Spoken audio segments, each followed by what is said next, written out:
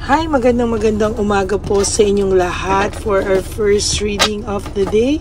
Ano po kaya ang makikita natin sa first reading of the day today? Tingnan naman po natin ano po ang makikita natin sa ating reading, no?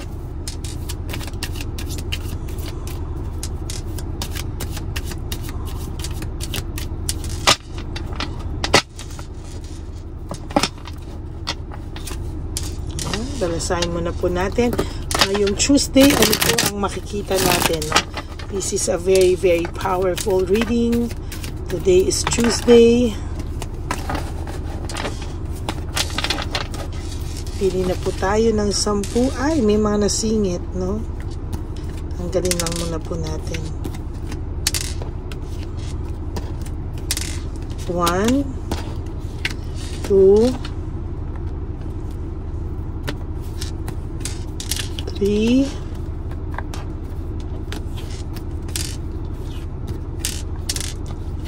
4, 5, 6, 7, 8, 9, and 10.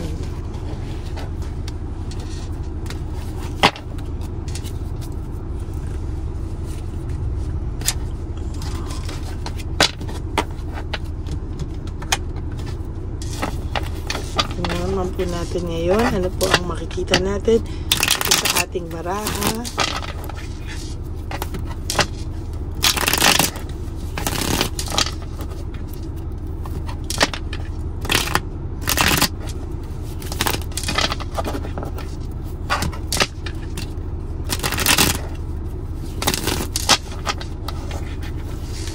Okay. 1, 2, 3, 4, 5, 6, 7, 8, 9, and 10.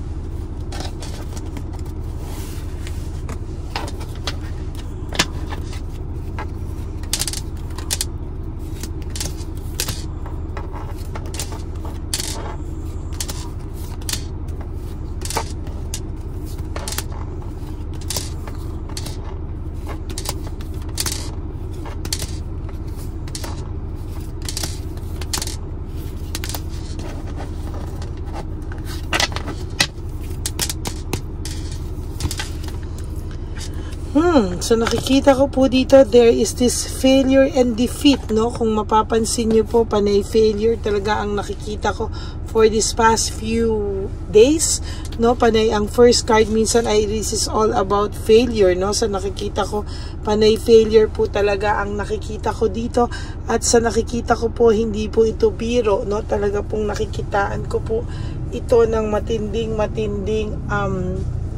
pagkabalisa. Ngayon, meron po siyang nakikitang pagkatalo. Hindi lang po nila pinapahalata, pero talaga pong sa nakikita ko ay ang pakiramdam po nito ay ninenervyos po ito deep inside, no? Mayabang sa labas, pero sa panloob po nila takot na takot po sila, no?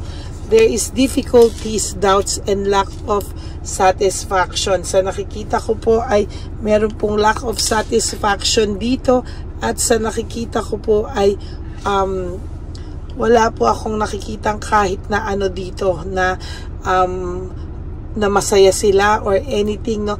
This is all about ang gulong mundo, no? Magulo po yung pinasok nila, magulo po yung mundo na kanilang kinahaharapan, at sa nakikita ko po ay napakadami po nitong mga beses na talagang hindi mo kakayanin, ano? Hindi mo po talaga ito, parang matindi po ang nito, matindi po yung kanyang pinagdadaanan. Actually, silang dalawa matindi po ang pinagdadaanan, at hindi po basta-basta, no, yung mga desisyon po niya sa buhay. Ngayon sila panay palpak, panay hindi pinag-iisipan.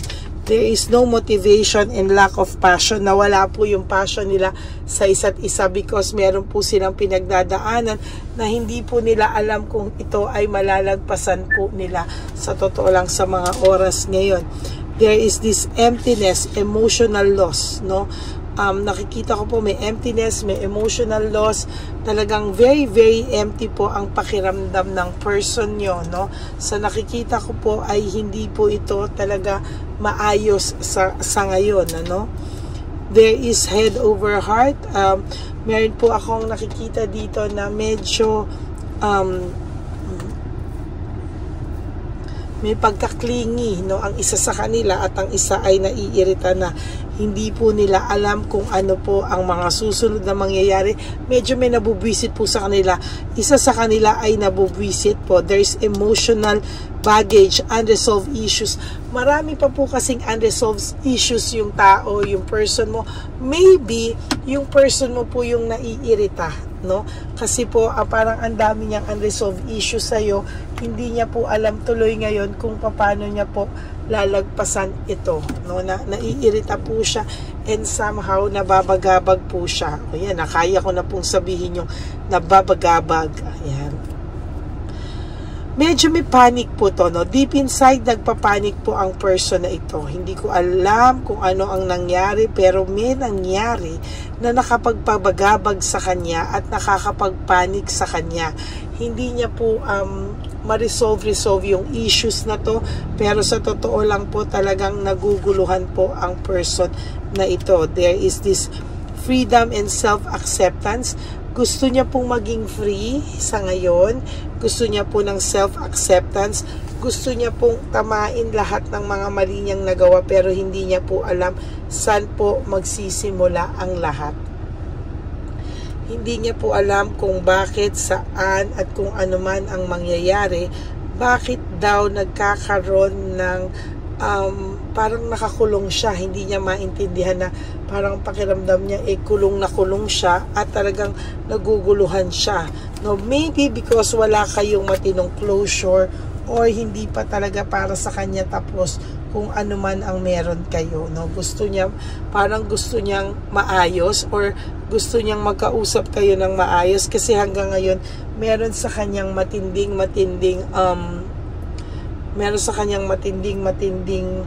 pasakit, no? O yun nga yung emotional baggage dito, yung unresolved issues. Talagang medyo matindi po yung kanyang pinagdadaanan deep inside, no? O pareho talaga, o no motivation pa rin, no? Pareho, no? Tuesday. Two different cards with one meaning, lack of passion, uninspired, and no motivation. Alam niyo po, sabi ko nga po, for how many days sinasabi ko to, no? Or how many times ko nang sinabi to. Ang tao pong in love ay inspired, no? Ang nangyayari po dito, very uninspired siya at hindi niya po din alam bakit, no? Ano nangyari? Bakit hindi po siya inspired, no? Gusto niya pong magkaroon ng new beginning sa buhay niya. Kahit po mawala na tong third party, gusto niya po ng new beginning sa buhay niya. Napapagod na po siya sa loss and separation nyo, sa pagkawala mo, sa separation mo, parang nagkaroon siya bigla ng third party. Parang ngayon po iniisip niya na tama ba yung mga naging decision niya sa buhay. Dapat daw nag-isa muna siya, nag-heal muna siya, and eventually tsaka siya pumasok sa relationship. Ayan, no, leaving behind, walking away, hindi daw siya nag-heal from you. As a matter of fact, itong taong to ay saklap na saklap sa buhay niya ngayon. No, tama po yan, kasi siya po ang may kasalanan. Bakit po saklap na saklap siya sa kanyang buhay sa ngayon? Gusto niya munang makarecover, gusto niya rin ang forgiveness mo, gusto niya ang forgiveness, recovery, no? Nag-aalala rin to sa'yo kung ikaw ba ay naka-recover na, nag-aalala siya kung nag-start ka na bang mawala, no? Sa buhay niya, mawala na siya sa buhay mo. Eventually, saka po siya makakaramdam o makaka-realize po talaga ng frustration, no? There is deep frustration. Sa totoo lang, may frustration po akong nakikita, and somehow bibitawan niya po talaga yung mga sakit na nararamdaman niya ngayon actually, no? Sana po, sabi niya, ay nag-isip siya bago niya nagawa ang lahat ng ito sa iyo, no? Lack of resources, unstable. Ilang beses ko rin po yang nabubunot, yung unstable and lack of rewards. Talaga pong sa nakikita ko, very, very unstable po siya sa mga oras na to. Unstable when it comes to finances, mentally, then physically, emotionally. Hindi niya po alam kung ano po ang mararamdaman niya. Hindi po stable ang kanyang pakiramdam, ang kanyang finances. Parang nahihirapan po siya mag-move on sa buhay niya. And as a matter of fact, hindi niya po alam papaano niya sisimulan ulit yung buhay niya. Kasi parang ngayon po panay-stress siya, no? Panay-stress siya, parang naaaburido, nagugulat din siya, ba't kanya naiisip? Sabi niya, okay na siya, akala niya okay na siya, bakit all of a sudden naiisip ka na naman niya ngayon? And talagang naguguluhan din siya sa mga bagay-bagay sa ngayon. Hindi niya daw deserve mag-isip ng mag-isip dahil hindi siya matahimik, no? Hindi po siya matahimik, and talagang nahihirapan po siya. Very, very confused. May takot, no? Fear and confusion. Natatakot po siya sa mga susunod na panahon. Hindi niya po alam kung ano daw po ang mangyayari sa kanya sa mga susunod pang panahon sa buhay niya. Marami po sana siyang inambisyon, plinano, pero hindi pala yun matutuloy lahat. Why? Because of this emotional baggage and mga unresolved issues niya. Nagugulat na lang po siya, bakit, no? Hanggang ngayon ay hindi siya nawala-wala sa alis na ganyan, no? Yung ganyang pakiramdam. Very discouraged, discouragement and insecurity po ang nararamdaman ng taong ito, at talagang hindi niya po alam, no? There is resentment and desire to reconcile.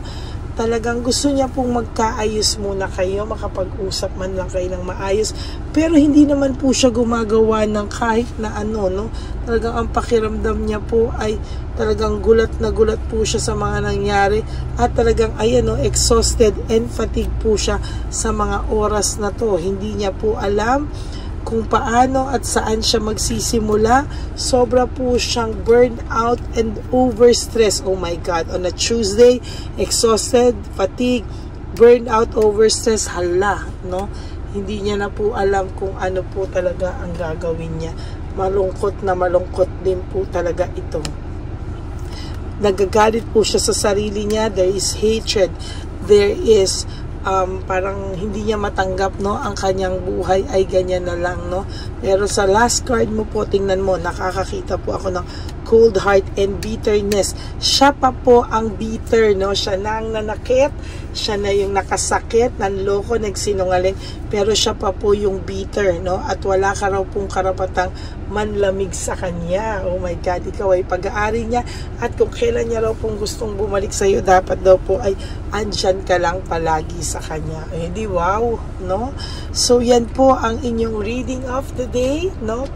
Ang tao mo po ay may halong kaba, nervyos, panic sa nangyayari sa ngayon, no?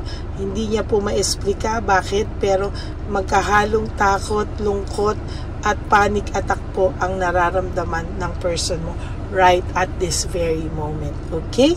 Maraming salamat po sa inyong lahat, and sana po ay nakapulot kayo ng mensahe sa ating munting reading ngayong araw na to ng Tuesday. A very, very powerful day for each and every one of us. Pasensya na po na late na ako mag-reading because sobrang sakit po talaga ng ulo ko. Pagkagising ko, talagang masakit po yung ulo ko, na ma-migraine ako. Ilang araw na po ito. Okay, maraming salamat po sa lahat sa inyo. And I hope na nakapulot nga po kayo ng message. And for those of you who would like to have a private reading with me, you can message me po at Ladyly Elena. That's L-A-D-Y-L-Y Elena. Nasa dulo po yan ng ating video. Diyan nyo lang po ako makokontak. That's my only official and legit FB account. At para naman po sa inyo na magbibigay or gustong magbigay ng super thanks for this video, I would really appreciate that and be grateful for that. Dahil maidadagdag po natin yan sa ating One Love a Day for our street elderly on Christmas, no? Yan po, no? Maraming salamat po sa lahat sa inyo. And ang lagi ko pong payo sa inyo, sa aking mga ever loyal and solid Lady Elena friends, family and subscribers na hindi po nag-i-skip ng ads, ay mahal na mahal ko po kayong lahat, at lagi nyo pong iisipin that life is really too short. Don't make it shorter by stressing yourself from all the pains and the heartaches na binigay sa inyo ng kahapon. Just surrender everything to the divine universe and just let go and let God write your life and love story. At isa pa po, no, sa gusto ko ipaalala sa inyo at payo sa inyo is just to live one day at a time. Huwag nyo muna pong problemahin ang mga okasyon na parating sa inyo, like birthdays nyo, anniversary nyo, weeksary, monthsary, at mga Christmas, New Year, especially Valentine's Day. Just live for today, no? Mabuhay po kayo today, gumising kayo today, at do 3 things that will make you happy for today. And sana po ay matulog kayo mamayang gabi na may kahit papanong ngiti sa inyong mga sarili at mga mukha, dahil na prioritize nyo po ang sarili nyo. And then tomorrow is another day. Ganun din po ang payo ko sa inyo. And then one day you will wake up and will tell yourself na I survived, no? Yan, sana po ay piliin nyo ang sarili nyo sa araw-araw. Okay, God bless you everyone. And I will be back for another set of reading for our second reading of the day. God bless you all, and I love you all from the bottom of my heart. Bye!